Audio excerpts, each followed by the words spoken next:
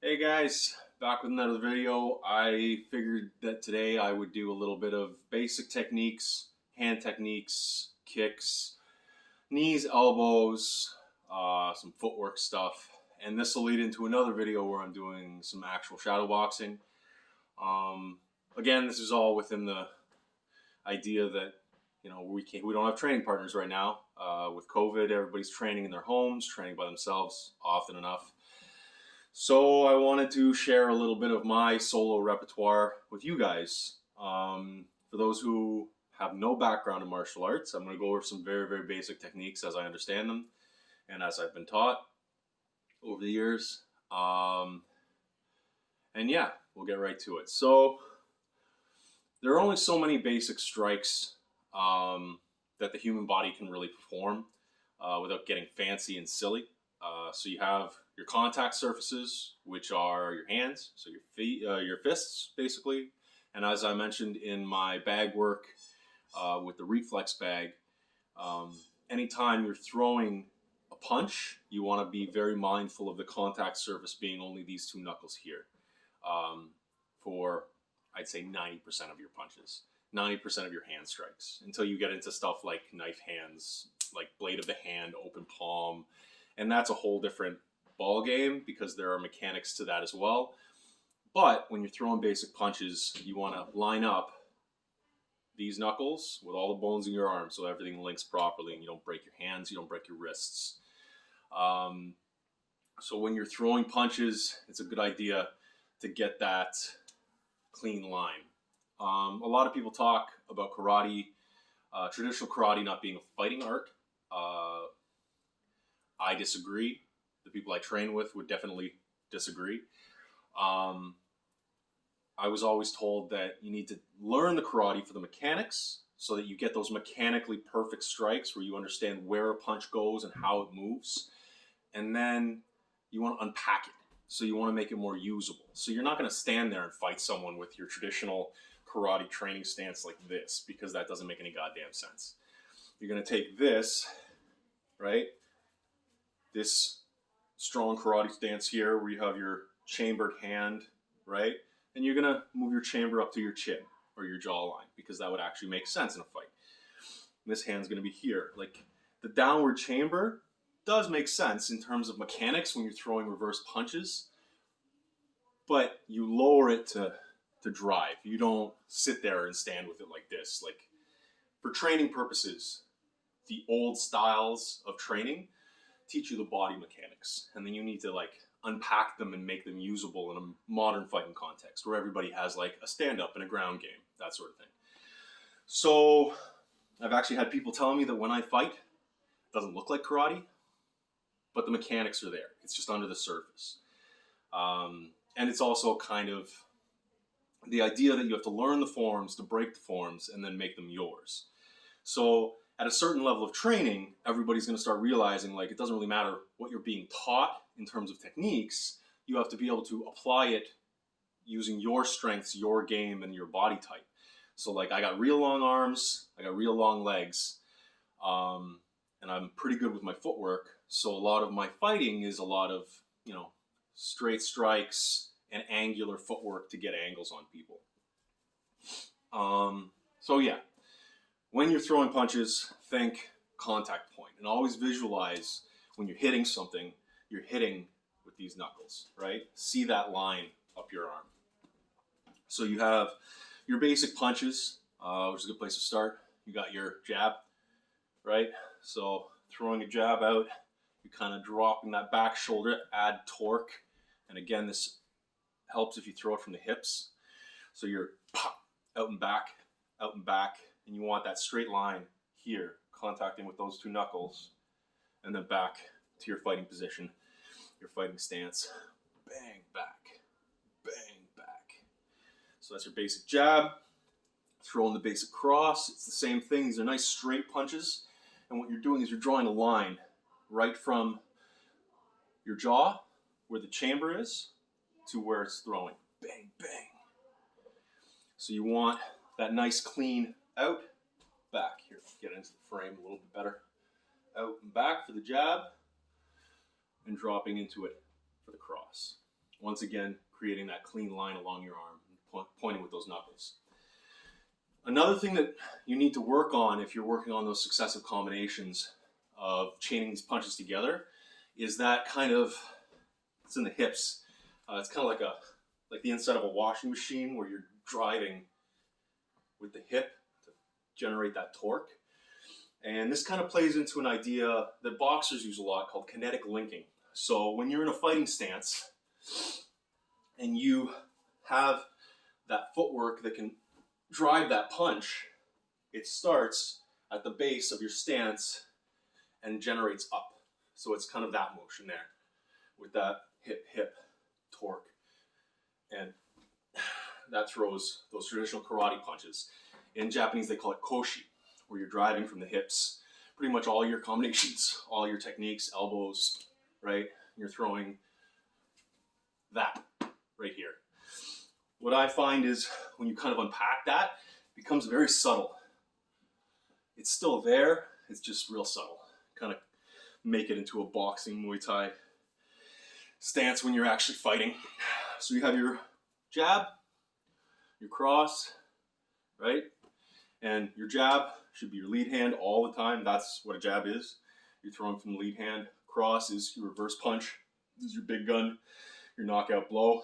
But it should be said that if you train a jab enough and you train it in the right way, a jab can be a knockout punch. So what I like to do, or what I used to do, because I was really crazy when I was deep in my training, I would stand in front of a heavy bag and just throw jabs.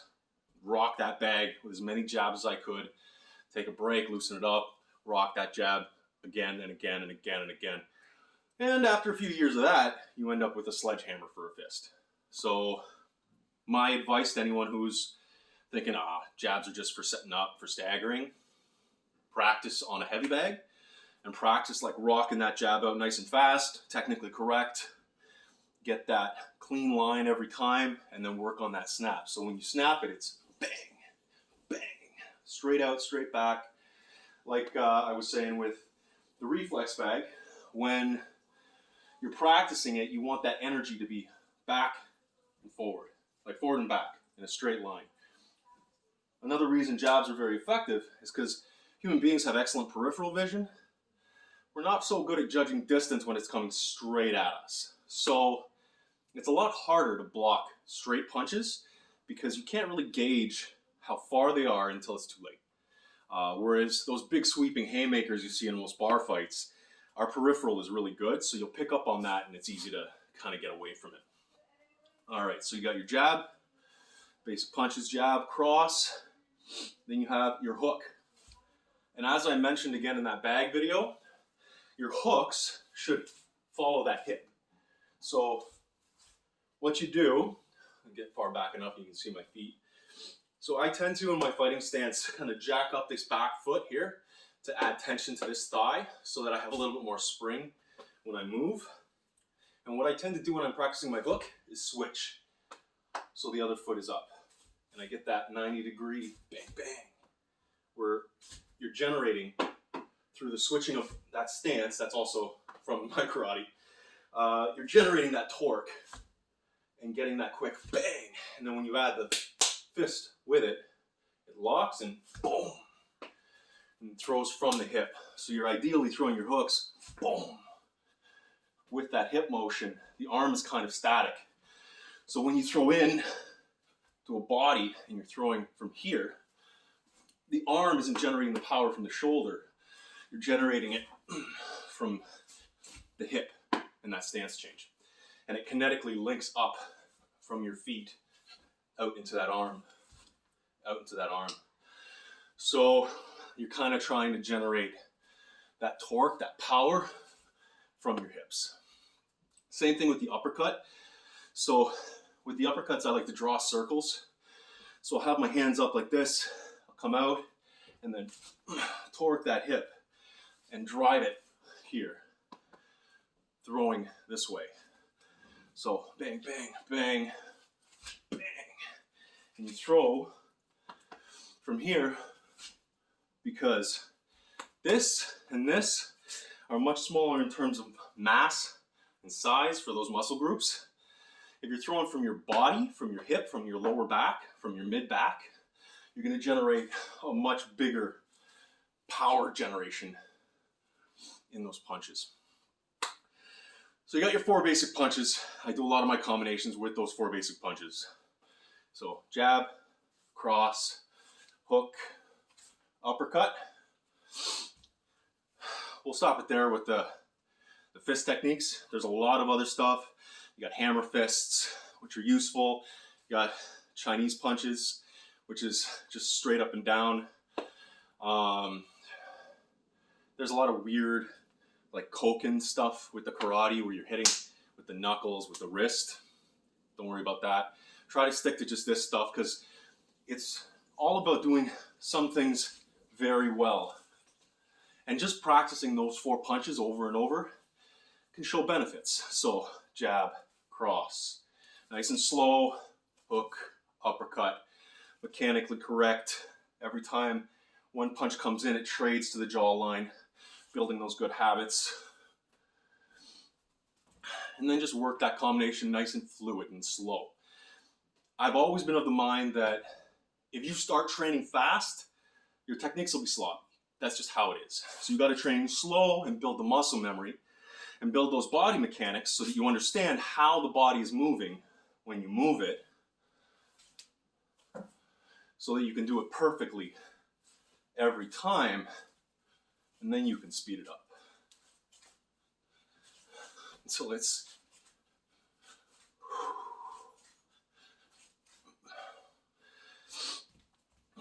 until it's clean. So train slow, train mechanically correct, and then speed it up later when you understand exactly what you're doing, your body's used to those movements. You're kind of building like the neurokinetic links between your muscles and your mind, so that when you're trying to throw a technique, you understand exactly which muscle groups are firing intrinsically, and you know where to stop those techniques and where to aim them.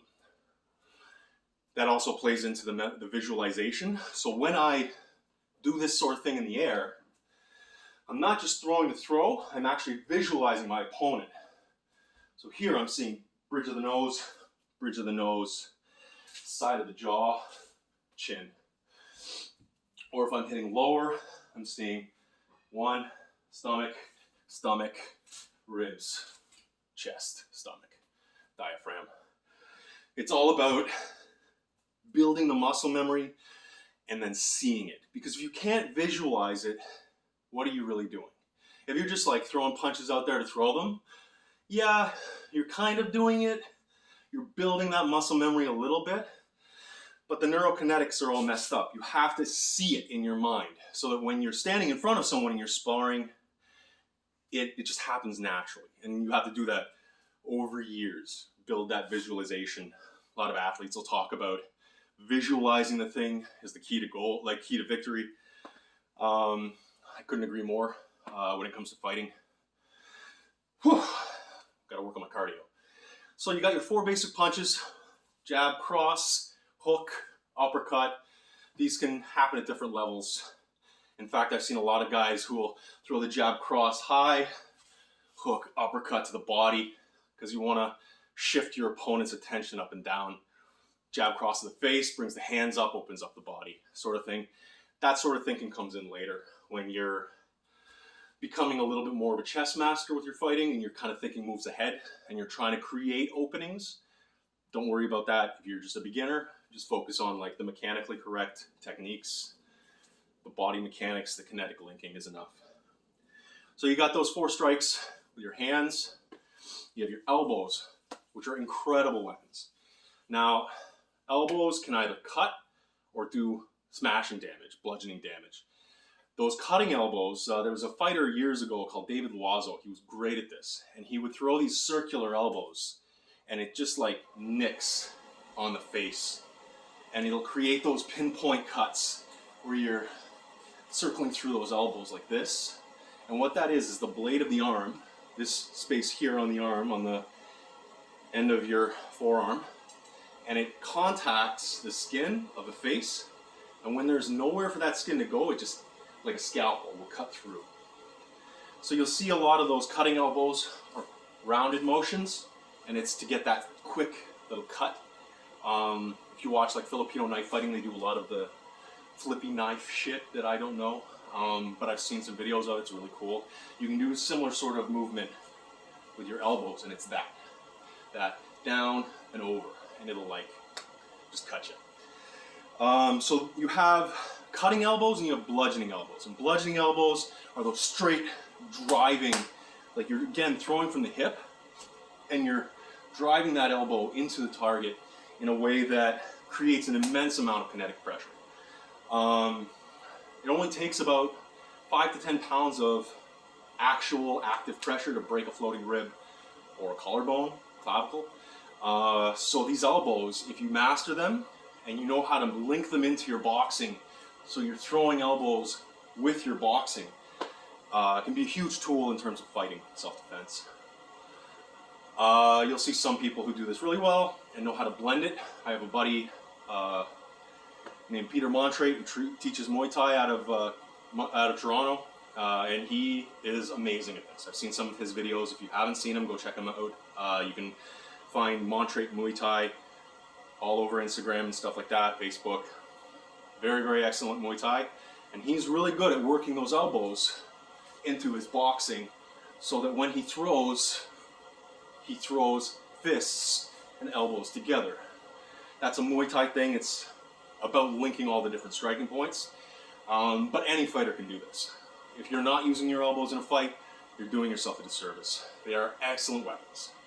Not just for striking, but also for blocks. Right? I mentioned in that bag video those sweeping Muay Thai blocks where you point the elbow at your opponent. If someone's throwing a jab and you toss an elbow into it, good chance they could break their hand. So offense, defense, your elbows are very useful. The way I was taught is you see it like a clock face. So you have your 12 and 6, your 9 and your 3, and then your angles coming off of that. So you have the cross and then an X, like that. And the way you practice your elbows is 1, straight up from the 12, straight up from the 12, cutting on the angles, cutting across, cutting down, driving down. And again, if you're doing these in an actual shadow box or training scenario, you want to see this as part of your striking. So you're throwing jab, cross, up, down, cutting, driving, dropping. Once you start getting the hang of all these different elbow techniques, you can work them very fluidly into striking combinations. And that's kind of the ideal if you want to elevate your boxing, your striking ability, is to be able to throw these quick combinations and then end them with a driving elbow or cutting elbow, again. So if you're throwing a jab to the gut and you come over, bah, and you drive down across the face with one of those cutting elbows after the person is staggered from that jab to the gut, you're gonna have a nice open field right here. So you have jab, cross, hook, uppercut, elbows. Then you get to your knees. So with your knees, there are a few different schools of thought on this. The Muay Thai guys will tell you to point the toes of the landed foot and drive the knee from your landed foot. So when you're doing that sort of knee, you're driving up. Note that your foot straightens with your leg, and you're coming up on the ball of your foot here to drive your hips forward, like that. And this motion is like a body that you're pulling into the knee. And you want to see that knee firing from the hip in this direction, like that. And you're aiming gut, ribs. If you have the head in a clinch, boom, right in the neck and the face. And these are the sorts of things that you can kind of build into your striking as well. So you're throwing these high jab, cross, hook combinations to land to a clinch, boom, end it with a knee as the knockout. So when you're shadow boxing, you're kind of in it, jab, jab, jab, jab, cross, knee, You create those little rolling combinations where you can start just throwing stuff in. It doesn't matter what position you're in. Once you have a mastery of all these basic strikes, you can chain them together really easily. So you got your knees, you have driving knees that come kind of like roundhouse kicks where you're pivoting on the foot. Boom! And you're driving here into the ribs. Got those nice straight knees coming from the clinch. I don't like jumping techniques. You see people throwing jumping knees in the UFC and stuff like that. I think jumping techniques are sloppy. I also think head kicks are kind of silly. I've always been of the mindset that like head kicks leave you open, leave you off balance, they're flashy, and if you land one, you know, kudos to you. But you telegraph. Like, it's really easy to telegraph a head kick, and if a person's a very good striker and very good with their footwork, you're gonna see it a mile away. So if you're throwing a head kick and you're all off balance, your whole body's open on the one side, even if you're guarding, I prefer to throw a really good leg kick, knock the person's legs out, and throw the same leg kick, it becomes a head kick. Which leads me into leg kicks. Okinawa Goju-ryu, the style that I primarily pursued and trained in, has a lot of different kicks. But when I found myself unpacking the karate, what worked best for me was just straight leg kicks, maybe a snap kick to the gut once in a while if it's open, maybe a side kick if it's open, but those are kicks of opportunity. And I would just work that nice straight cutting leg kick so that you see you're throwing from the hip, the leg basically becomes a baseball bat. There's no bend or flex in the knee when you're throwing this kick. You're getting that nice torque, and what that is this motion against the leg. And you'll find you get that boom, big torque through the center, throwing that leg kick. And what that is just a little cutting kick straight up. So boom, just like that. When you're throwing strikes, 1, 2, 3. And what you're doing is you're jamming the blade of the shin into this area here on the knee, just above the knee. There's a nerve cluster and a muscle cluster right here. It sucks to get hit in, right in the sole of the thigh. And if you can just get good at throwing that leg nice and quick, up in a straight line like this, you'll see the Muay Thai guys do leg kicks where they'll step and they'll drive through. I'm not a big fan of that because of that step over. It takes a lot to set up and it's very, very telegraphed. I like these quick little up kicks, just in the side of the thigh here. And then if you want to work the other side of the leg, you step and drive it again. Step back a bit so you can see. So for those leg kicks, the way I do them is just 1, 2, again, keeping my punches properly lined up, and then I drive here. Boom. So 1, 2, bam. And then if I want to switch it, I step forward, bam, and I drive to the inside of the thigh here. And the idea is just to hammer that leg, boom, boom, on either side, so that when you're throwing it, you're hitting, chopping at that tree. And you give a couple really good leg kicks to someone, all the fight goes out of them. So in a bar fight scenario, or in a self-defense scenario, if you know how to throw a really good combination ending with a leg kick, chances you can get away from that person are pretty high.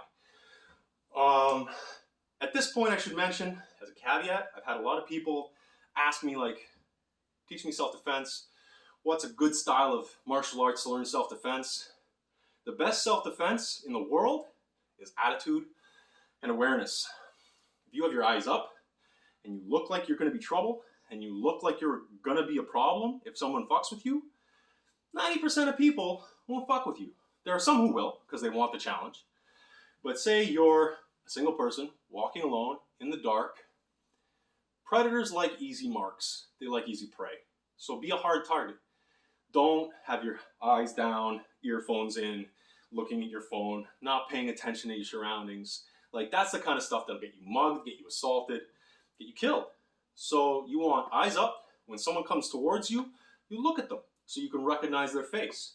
You look at them strong. You look at them with a firm confidence in yourself. If that person doesn't see you as easy prey and they're a predator, they're going to go on to something else because they're not looking for a fight. Predators are often cowards. They don't want an actual fight. They want to eat. like they want to get theirs. So if you look like you're going to be a problem, that's the best self-defense that you can ever have. Beyond that threshold, it helps to know how to defend yourself. But there's always going to be someone bigger, stronger, faster. You can always be surprised. I've seen in the 10 years or so that I was a bouncer, I saw so many people just get cold cocked. You know, big guys, strong guys.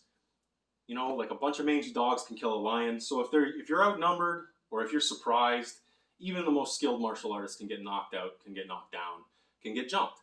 And the idea is that you're aware enough and your attitude is present so that people who would be predators aren't looking to do that to you in the first place. Bit of a sidetrack, bit of a tangent, but let's come back to strikes. So you got your basic 4 punches: jab, cross, hook, uppercut. You have your elbows, both the sledgehammer driving elbows and the cutting elbows, which are more smooth and kind of come through in a line and then flick. You have your knees, boom, boom, and you got, with your knees, you have that quick lead knee, boom, and you have that back knee driving. And then you have your leg kicks. Once again, I prefer the upcut leg kicks because they're fast and they're hard to see because they're more in a straight line. So if you bring someone's attention up, jab, cross, and throw that leg kick really clean, really fast, I guarantee you it's going to land. I used to train with a guy, he only threw jab, cross, leg kick, but in different variations and in different combinations and with different sides of his body. So whatever he threw, something was landing, but he's a demonstration of what I said, where it's like you do one thing really well. You do the basics really, really well. There are no advanced techniques, just basic techniques with advanced understanding. So you kind of want to just practice. Just these clean combinations, nice and slow, methodical, looking for those points, seeing what you're hitting in your mind's eye. When you're throwing these techniques, think, I'm breaking a collarbone, I'm breaking ribs, I'm driving into the solar plexus. Like, you have to see it and you have to feel where that energy is going in your body. And then finally you have your kicks. These are the mainstays of karate. Everybody's watching Cobra Kai these days. So you have that deep front kick, landing with the ball of the foot. We used to call it setting the table. And then you snap it out and back, pulling the toes up. So you're not kicking with your toes because you'll smash them. You'll break them. I've seen people break their toes. It sucks. You got that side kick, usually from a sideways stance. You're going to step up, drive out, and get back. Here, I'll move a little so you can see it. So you step up, drive, and then back. And with that, you're hitting with the blade of the foot here. I don't know if you can see it. The blade of the foot and the heel driving in. But I don't like these kicks because you should always attack what's hard with what's soft and what's soft with what's hard. So if I'm throwing a front kick and someone drops an elbow onto my toes or onto my foot, that foot's done. If I'm throwing a side kick, same thing. It's real hard unless they're, like I said, kicks of opportunity, where the person's staggered and open and you just snap that quick kick in. That's a different scenario. I personally would never throw front kicks or side kicks against a guarded opponent because I'd get my feet or legs smashed. Same with leg kicks. If you have someone who's really good with those Muay Thai knee blocks and is really good at pulling up and has strong shins, I mean, a lot of people saw that fight with Anderson Silva breaking his leg on the other guy's leg. You don't want that. It sucks.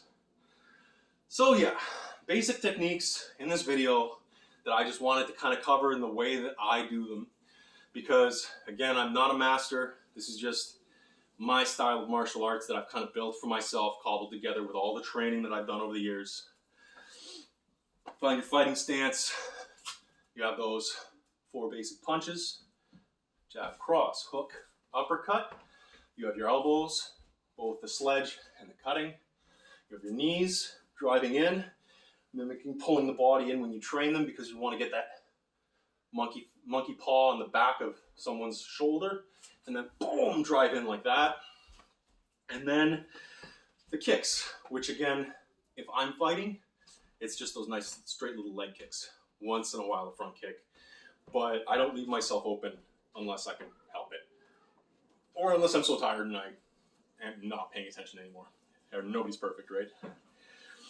With regards to blocks, I find that the most effective blocks, like again, the karate trains very linear,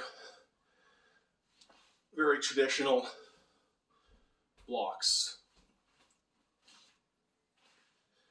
In a real fight, you'll see elements of that, but I don't know. I don't know how effective some of them are unless you unpack them, as I mentioned. So with those high blocks, just these little taps, instead of going into the full high block, can be very effective. So if you're fighting someone and they're throwing jabs at you, these little like rising, it's almost a jab off to the side, and it's kind of a hybrid between the block and like a jab itself. I'll like do tap blocks with this hand and then kind of pull a fist up. So if someone's throwing a jab and they're being lazy with it and they're leaving it out, I'll pop it up and then come in. With regards to your middle blocks, there's a block in karate called soto uke, where you're driving across the front of the body. If you're in a good stance, driving your elbows across is kind of a soto uke movement, and it's really effective. So if someone's aiming here, the way I've always thought of it is you've got a Spartan shield when you're in your guard. And that shield is guarding your ribs, your midsection, your kidneys here. So you'd much rather take blows on the forearm and on the shoulder, on the bicep, on the tricep, than you would in the ribs. Because as I mentioned, it's a couple pounds of pressure and your floating ribs will break like twigs, like they'll snap. So think when you're shadow boxing, because this is to set up a shadow boxing video, that when you're throwing, you're practicing your blocks as well, along with those Muay Thai blocks I mentioned where you're pointing the elbow at your opponent, guarding the side of your head, guarding your neck. There's low tap blocks, I guess would be the analog for like a big low block in karate where you're dropping into a stance, but it's like just those like little taps. I've seen these very effective for front kicks and for just like low strikes. Because something doesn't have to miss you by a mile, it just has to miss you by this much, right? If it misses you by an inch, it misses. If the technique doesn't connect, then why do you have to block it super far? You know, so it's like little tap blocks for the hand in the front, tap down, tap up, tap side. Usually away from yourself or over to cross the person over. If someone throws a jab, tap them like this because it's harder to come over from the back. So yeah, think that hands out is better. You never want to be too tight. I know you see with some of the boxing, like they'll do their rolls and they're right up tight. Unless you're Mike Tyson, I would recommend having your hands slightly out because you can catch here a lot easier than you can catch here before it hits you. So having your fighting stance kind of staggered allows you to deal with different areas in a better way. So yeah, I just wanted to cover some super basic strikes with this video. I'm going to talk a little bit now about footwork and stances, and then I'll cut this off probably another 5 minutes or so, and then I'll do another video where I'm actually shadow boxing, kind of showing you the way I do it to put it into motion. With regards to stance work, so I was always taught to work your angles because karate is all about the angles. With my fighting stance, I start shoulder width, feet facing forward, take a big step forward. So I'm kind of shoulder width between my legs and shoulder width side to side. I just jack that back heel up. And this is kind of my fighting stance. The way I move in it, it'll always land here. After a few years of training, if you're very used to your stance, you'll find it every time. And it's again about building that muscle memory. So when I find my stance and I'm doing stance work, footwork stuff, I start with my pivots. So it's like with the front leg, like you're putting out a cigarette or squashing a bug. Turn the knee in, and you drop to that 90-degree angle. Same thing, drop to that 90, drop to that 90, drop to that 90. And again, you should land shoulder width, shoulder width. I try not to cross behind my legs. It's a really bad habit to get into. You always want to move to the outside. You'll see guys in the UFC doing reach steps. And what you're doing with that is the direction that you're moving, the foot closest to that direction moves first, always. So that you're not narrowing your stance too much and losing your balance. Because if someone sees your stance narrow and they're a good fighter, they'll rush you. You got nowhere to go. So I start with my pivots, going on the 90s. The next I do is called a reach step, because a pivot step is good for getting off a direct center line, but if someone's charging at you and you pivot, your knee is still there and they're going to run over your knee. And the idea is that you do the pivot, but you reach first and you pull. So you're completely off that center line, and then you can work the side as the person comes through. So if someone's rushing at you, you do a good reach step, bang, bang, and you're driving to the side of their head. And again, that can go on the 4 degrees or the 4 angles going on the 90s. So reach stepping, 1, 2, 3, 4, like that. Yeah, so pivot step, reach step, you got, or pivot step, reach step, and then you have your reach step normal to go side to side like that. You got your shuffle steps, which is where the opposite leg moves first, so you just shuffle in.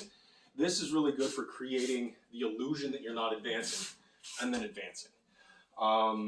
So say you want to rush someone, you would do it by doing that quick shuffle in and then working.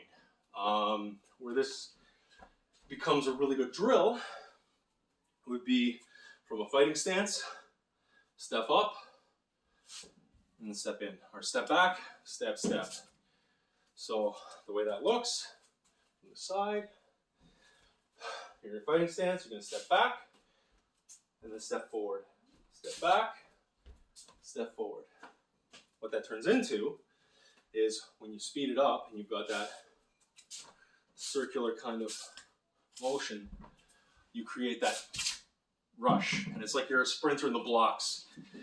So you're here, you step back, and the legs tense, and you can drive from there. Step back, and then driving forward with that momentum. You also got those little slides. I really like these. So keeping your back straight, like you got a pole through the top of your head, down out through your butt, just sliding, getting that full body motion. This is generated basically from your calves and your feet. And what you're doing is, here, I'll do it this way so you can see. You're just trying to maintain that upright form so you're balanced and just get a good 6 inches of distance. This is really good for evading, and then you go back to regain that ground. That's where that comes in handy. So you're here, you're fighting, bah, bah, bah, bah. Person throws the technique, back, and then back. And you get that flow so that you can feel the fight moving as you do it. So when I'm shadow boxing, I tend to tie a lot of that stuff together. The really basic footwork stuff that I just did, all the basic strikes that I just did. And the idea is to practice all of that stuff and do it mechanically correct so that when you start throwing it together, nice and slow, it all lines up and it all makes sense. And then when you're in an actual fight and you call up that knowledge, your muscles can deliver. So I hope you guys enjoyed this video. Bit of a word salad that I just threw at you. If you have any questions, comments, leave them